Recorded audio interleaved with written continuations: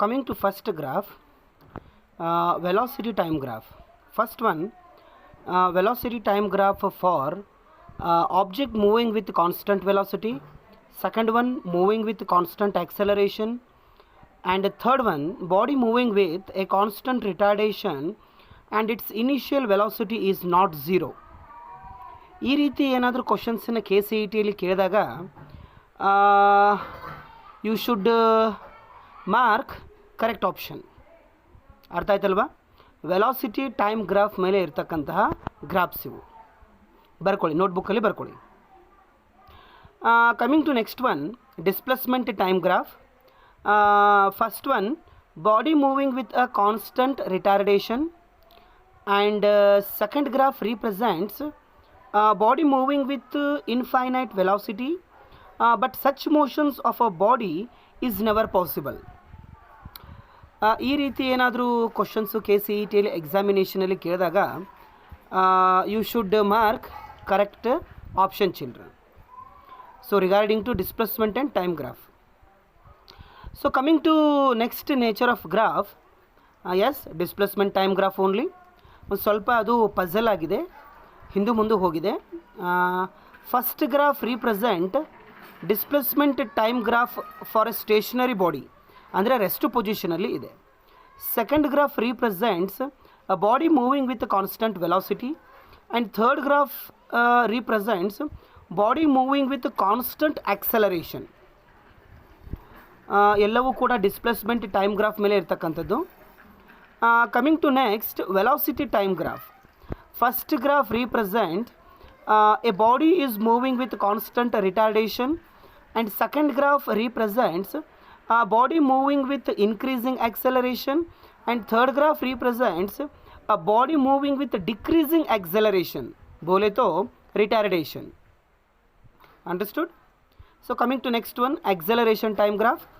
First one, constant acceleration. Second one, increasing acceleration. Third one, decreasing acceleration. Coming to gravitation chapter, the gravitational field intensity for different bodies. First graph represents intensity, andre gravitational intensity field due to a uniform solid sphere. It is barkobeku, uniform solid sphere graph, gravitational field intensity graph. Coming to next one, second graph represents gravitational field intensity due to a spherical shell children. ಅಂದರೆ ಇಲ್ಲಿ ಏನಾಗ್ತದೆ ಅಂದರೆ ಸೆಂಟರಿಂದ ಸರ್ಫೇಸ್ವರೆಗೂ zero ಇರ್ತದೆ, ಸರ್ಫೇಸಲ್ಲಿ maximum ಇರ್ತದೆ, ಸರ್ಫೇಸಿಂದ ಆಚೆ ಹೋದಾಗ ಮತ್ತೆ decrease ಆಗ್ತದೆ. ಗ್ರಾಫನ್ನು ನೋಟ್ ಡೌನ್ ಮಾಡ್ಕೊಳ್ಳಿ. Coming to third graph, potential ಮೇಲೆ ಇರ್ತಕ್ಕಂಥದ್ದು. First graph represents potential due to spherical shell. Uniform ರಿಂಗ್ಗೆ ಗ್ರಾಫ್ ಇಲ್ಲ ಅಂತ ಅನ್ನಿಸ್ತದೆ. So it represent potential, gravitational potential due to spherical shell. ಅಂದರೆ ಗ್ರಾವಿಟೇಷನಲ್ ಪೊಟೆನ್ಷಿಯಲ್ ಎನರ್ಜಿ ಯಾವಾಗಲೂ ನೆಗೆಟಿವ್ ಇರ್ತದಲ್ಲ, ಸೊ ಹೀಗಾಗಿ ಅದು ಕೆಳಗಡೆ ಬಂದಿದೆ, ನೆಗೆಟಿವ್ ಆ್ಯಕ್ಸಸಲ್ಲಿ ಬಂದಿದೆ. Understood? Coming to next graph, it shows the potential, bole to gravitational potential due to a uniform solid sphere. It is, this is for uniform solid sphere. Understood? Solid sphere ಬಗ್ಗೆ ಇದು ನಾ ಹೇಳಿಬಿಟ್ಟಿದ್ದೆ, gravitational potential energy ಯಾವಾಗಲೂ ನೆಗೆಟಿವಲ್ಲಿ ಇರ್ತದೆ, so ಅದಕ್ಕೋಸ್ಕರ ಅದು negative ಆ್ಯಕ್ಸಸಲ್ಲಿ ಬಂದಿದೆ. Coming to next graph, energy of the satellite, bole to kinetic energy of the satellite, potential energy of the satellite and total energy of the satellite. E represent total energy of the satellite, U represent potential energy, K represents kinetic energy of the satellite. Understood? So coming to next graph, E versus V graph. Yes, kinetic energy versus V graph, and another one, E versus M graph. E versus M graph. Understood, children? Okay. Coming to next one, E versus square of the momentum, and second graph represents momentum is directly proportional to square root of E. P बोले तो momentum, yes. E बोले तो I think it is energy only. Yes, very good. It is energy. Next one, screen ಮೇಲೆ ಬರ್ತಾ ಇದೆ. ಇದು ಯಾವ graph ಅಂದರೆ ವಿದ್ಯಾರ್ಥಿಗಳೇ, ರಿಪಲ್ಷನ್ ಫೋರ್ಸು ಮತ್ತು ಅಟ್ರಾಕ್ಷನ್ ಫೋರ್ಸು ಮಧ್ಯೆ ಇರ್ತಕ್ಕಂಥ ಗ್ರಾಫ್ ಇದು. Force versus displacement graph. Basically ಈ ಗ್ರಾಫ್ ಎಲ್ಲಿ ಬರ್ತದೆ ಅಂದರೆ ವಿದ್ಯಾರ್ಥಿಗಳೇ, ಮೆಕ್ಯಾನಿಕಲ್ ಪ್ರಾಪರ್ಟೀಸ್ ಆಫ್ ಸಾಲಿಡ್ಸಲ್ಲಿ ಬರ್ತದೆ ಈ graph. Understood? Yes. So this is the nature of graph between repulsive power and attractive force. Next graph ಬರ್ತಾ ಇದೆ ನೋಡಿ, ತುಂಬ ಇಂಪಾರ್ಟೆಂಟ್ ಇದು. Stress strain graph it is. Stress strain graph it is. ಇಲ್ಲಿ point C ಅನ್ನು ನಾವು fracture point ಅಂತ ಕರಿತೀವಿ, ಹೌದಾ? ಓ ಇಂದ ಪಿ ವರೆಗೆ ಹುಕ್ಸ್ ಲಾ ಒಬೆ ಆಗ್ತದೆ. ಓ ಇಂದ ಇ ವರೆಗೆ ಅಂದರೆ ಇ ಇಂದ ಓ ವರೆಗೆ ಅದನ್ನು ಇ ಅನ್ನು ಎಲಾಸ್ಟಿಕ್ ಲಿಮಿಟ್ ಅಂತ ಕರಿತೇವೆ, ಹೌದಾ? Okay. Coming to next one, this is regarding to triple point. Yes, triple point graph it is. Pressure versus temperature graph. Yes, fusion, sublimation, vaporization ಎಲ್ಲವೂ ಇದರಲ್ಲಿ ಕವರ್ ಆಗಿದೆ ನೋಡಿ, ಹೌದಾ? ಎಸ್, ಹೀಟ್ ಚಾಪ್ಟ್ರಲ್ಲಿ ಬರ್ತಕ್ಕಂಥದ್ದು. Coming to next graph, heating curve. Heating curve ನೋಡಿ, O ಇಂದ A solid state, A ಇಂದ ಬಿ ಮೆಲ್ಟಿಂಗ್, ಬಿ ಇಂದ ಸಿ ಲಿಕ್ವಿಡ್ ಸ್ಟೇಟ್, ಸಿ ಇಂದ ಡಿ ಬಾಯ್ಲಿಂಗ್ ಪ್ರಾಸೆಸ್, ಡಿ ಇಂದ ಎಫ್ ಗ್ಯಾಸ್. ಆ T1 ಟೆಂಪ್ರೇಚರನ್ನು ಮೆಲ್ಟಿಂಗ್ ಪಾಯಿಂಟ್ ಅಂತ ಕನ್ಸಿಡರ್ ಮಾಡ್ತೀವಿ, T2 ಟೆಂಪ್ರೇಚರನ್ನು ಬಾಯ್ಲಿಂಗ್ ಪಾಯಿಂಟ್ ಅಂತ ಕನ್ಸಿಡರ್ ಮಾಡ್ತೀವಿ. Understood children? Heating curve it is, ಹೌದಾ? ನೆಕ್ಸ್ಟ್ ಗ್ರಾಫ್ಸ್ ಬರ್ತಾ ಇವೆ ನೋಡಿ, ತುಂಬ important. Yes, mixed graphical representation. ಥರ್ಮೋಡೈನಮಿಕ್ಸಲ್ಲಿ ಬರ್ತಕ್ಕಂಥ ಗ್ರಾಫ್ಸ್ ಇವು ನೋಡಿ. Pressure versus volume graph, P V graph.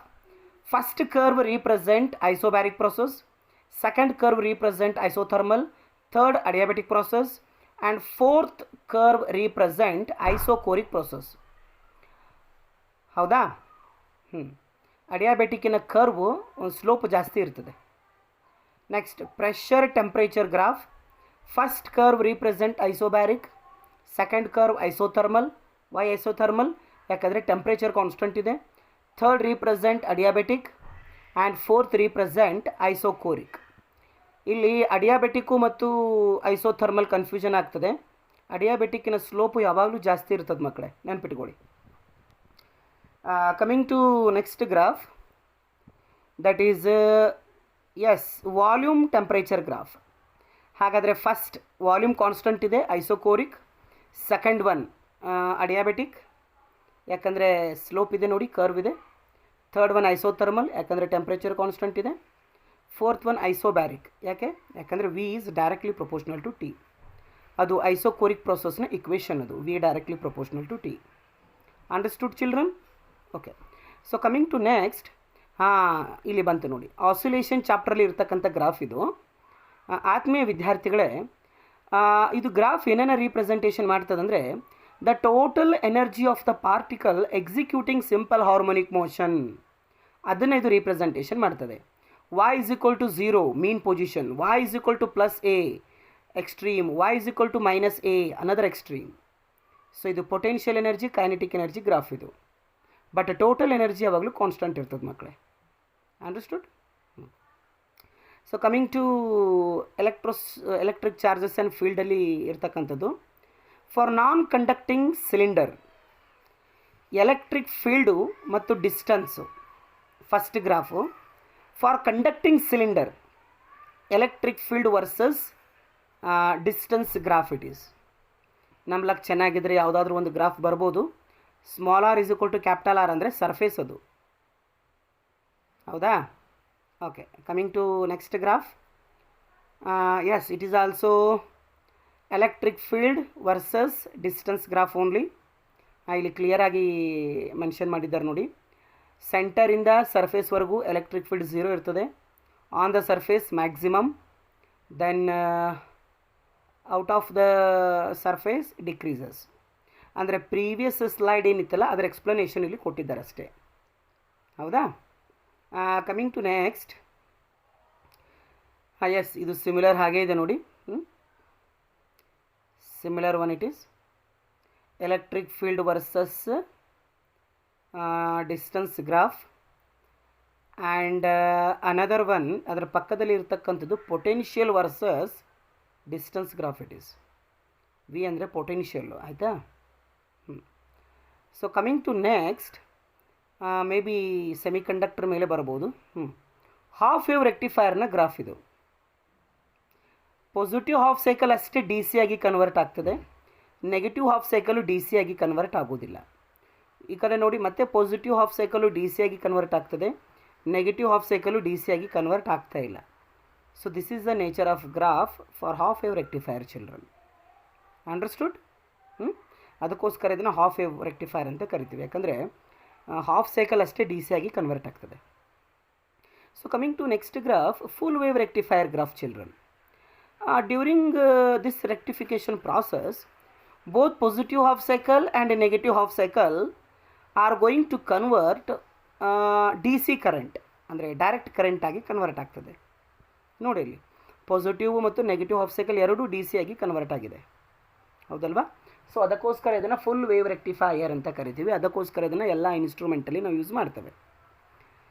So coming to next graph, prism. Delta M, angle of minimum deviation. Yes, deviation versus angle of incidence graph it is. Deviation versus angle of incidence graph it is. Delta M ಅಂದರೆ angle of minimum deviation. ಅದು ಅಂದರೆ ಅದು incident ರೇ ಏನಿದೆ ಅಲ್ಲ ಅದಕ್ಕೆ exactly parallel ಆಗಿ ಇರ್ತದೆ ಅದು ಬೇಸ್ ಆಫ್ ದ ಪ್ರಿಸಮ್ಗೆ. Then coming to another graph, ಇದು ಯಂಗ್ಸ್ ಡಬಲ್ ಸ್ಲಿಟ್ ಎಕ್ಸ್ಪರಿಮೆಂಟ್ ಮೇಲೆ ಇರತಕ್ಕಂಥ ಗ್ರಾಫ್ ವಿದ್ಯಾರ್ಥಿಗಳೇ. First minima, second minima, central maxima, then first maxima, second maxima ಎಲ್ಲವೂ ಇದೆ ನೋಡಿ ಇದರಲ್ಲಿ. ಅದರದ್ದು ಡಿಸ್ಟೆನ್ಸು ಕೂಡ ಇಲ್ಲಿ ಬರೆದುಬಿಟ್ಟಿದ್ದಾರೆ. 3 λ/b, 2 λ/b, 3 λ/b ಅಂತ ಬರೆದುಬಿಟ್ಟಿದ್ದಾರೆ. ಹೌದಲ್ವಾ? Coming to next, electric field versus distance graph. ಅಂದರೆ E is inversely proportional to R ಅಂತ ತಗೋತೀವಿ. Another one potential versus distance graph. Both are very very important children. ನಮ್ಮ ಲಕ್ ಚೆನ್ನಾಗಿದ್ದರೆ ಎಕ್ಸಾಮಲ್ಲಿ ಕೇಳೋ ಚಾನ್ಸಸ್ ಇದೆ. ಇದು ಫಸ್ಟಿಗೆ ಬರಬೇಕಾಗಿತ್ತು, ಸ್ವಲ್ಪ ಲೇಟಾಗಿ ಬಂದಿದೆ ಇದು graph. E versus R and V versus R graph. So coming to next, yes, electrostatic potential, no electric charges ಮತ್ತು ಫೀಲ್ಡ್ ಗ್ರಾಫ್. ಇದು ಆ ಚಾಪ್ಟ್ರಲ್ಲಿ ಇರ್ತಕ್ಕಂಥದ್ದು. ಫಸ್ಟ್ ಒನ್ ಇದೆ ನೋಡಿ, electric field due to uniformly charged spherical shell. ಅದು ಹೌದಾ? ಈ ಕಡೆ ಬನ್ನಿ, ಇಕ್ವೆಟೋರಿಯಲ್ ಲೈನ್ದು. Then E versus R of a dipole, electric potential due to charged spherical shell. ಇದು ಅರ್ಥ ಆಯ್ತಾ? Coming to next graph, current ಎಲೆಕ್ಟ್ರಿಸಿಟಿಯಲ್ಲಿ ಇರ್ತಕ್ಕಂಥದ್ದು. I versus V graph. Another one moving charges and ಮ್ಯಾಗ್ನೆಟಿಸಮಲ್ಲಿ ಬಂದರೆ force experienced by a charge particle in a magnetic field graph. ಅದು ಮಗದೊಂದು ಇದೆ ನೋಡಿ, magnetic field due to a circular ring. ಅಂದರೆ 5 marks ಇದೊಂದು ಕ್ವಶನ್ ಇತ್ತು ನೋಡಿ, magnetic field due to a current carrying circular coil. ಅದರ ಗ್ರಾಫ್ ಅದು, nature of graph. So coming to next one, horizontal component ಮತ್ತು ವರ್ಟಿಕಲ್ ಕಾಂಪೊನೆಂಟ್ ರಿಲೇಷನ್ ಇರ್ತಕ್ಕಂಥ graph ಇದು. ಅಂದರೆ ಮ್ಯಾಗ್ನೆಟಿಸಮ್ ಆ್ಯಂಡ್ ಮ್ಯಾಟ್ರ್ ಮೇಲೆ ಇರ್ತಕ್ಕಂಥ graph. Next paramagnetic diamagnetic substance, ferromagnetic substance. ಇದನ್ನು ಓದೋ ಅವಶ್ಯಕತೆ ಇಲ್ಲ, ಯಾಕಂದರೆ ಇದನ್ನು ಕಂಪ್ಲೀಟ್ ಡಿಲೀಟ್ ಮಾಡಿಬಿಟ್ಟಿದ್ದಾರೆ. ಬಟ್ ಸಸೆಪ್ಟಿಬಿಲಿಟಿ ಗ್ರಾಫ್ಸ್ ಇದೆಯಲ್ಲ ಅದನ್ನು ಓದ್ಕೊಳ್ಳಿ, ಅದನ್ನು ಡಿಲೀಟ್ ಮಾಡಿಲ್ಲ. ಈ ನೇಚರ್ ಆಫ್ ಗ್ರಾಫನ್ನು ನೆನ್ಪಿಟ್ಕೊಳ್ಳಿ. Coming to electromagnetic induction and A C. ನೋಡಿ ಇಲ್ಲಿ magnetic flux versus current, then induced E M F versus current and di/dt. Third one magnetic potential energy stored versus current ಅಂತೆ, ನೆನ್ಪಿಟ್ಕೋಬೇಕು. ನಮ್ಮ luck ಚೆನ್ನಾಗಿದ್ದರೆ ಬರ್ತವೆ ಎಕ್ಸಾಮಲ್ಲಿ. So coming to next slide. Yes, L C R ಸರ್ಕಿಟಲ್ಲಿ ಇರ್ತಕ್ಕಂಥದ್ದು I versus V, resonant frequency graph ಇದು. Another one graph indicates electromagnetic waves graph. ಅದು ಎಲೆಕ್ಟ್ರಿಕ್ ಫೀಲ್ಡು ಮತ್ತು ಮ್ಯಾಗ್ನೆಟಿಕ್ ಫೀಲ್ಡು ಎರಡು ಪರ್ಪೆಂಡಿಕ್ಯುಲರ್ ಆಗಿ ಇದೆ. Varying electric field varying magnetic ಫೀಲ್ಡನ್ನು create ಮಾಡ್ತದೆ, ವೇರಿಂಗ್ ಮ್ಯಾಗ್ನೆಟಿಕ್ ಫೀಲ್ಡು ಮತ್ತೊಂದು ವೇರಿಂಗ್ ಎಲೆಕ್ಟ್ರಿಕ್ ಫೀಲ್ಡನ್ನು ಕ್ರಿಯೇಟ್ ಮಾಡ್ತಾ ಇದೆ ನೋಡಿ. ಓಕೆ, ಆಪ್ಟಿಕ್ಸ್ಗೆ ಬನ್ನಿ ವಿದ್ಯಾರ್ಥಿಗಳೇ. ಆಪ್ಟಿಕ್ಸ್ ಮೇಲೆ ಇರ್ತಕ್ಕಂಥದ್ದು ಇದು.